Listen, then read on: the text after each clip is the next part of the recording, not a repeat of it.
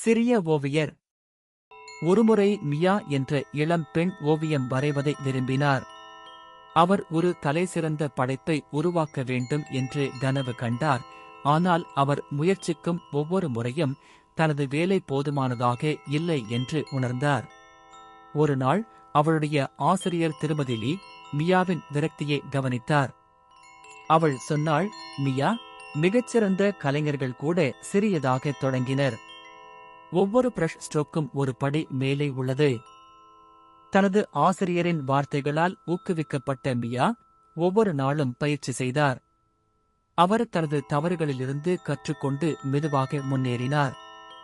பல வார அர்ப்பணிப்புக்குப் பிறகு மியா தனது நகரத்தின் அழகான படத்தை வரைந்தார். அது சரியானதாக இல்லை, ஆனால் அது அவளுடையது. அவரது ஓவியம் பள்ளியில் காட்சிக்கு வைக்கப்பட்டது. அனைவரும் அதை பாராட்டினர். வெற்றி என்பது பரிபூரணமாக இருப்பதை பற்றியது அல்ல என்பதை மியா உணர்ந்தார்.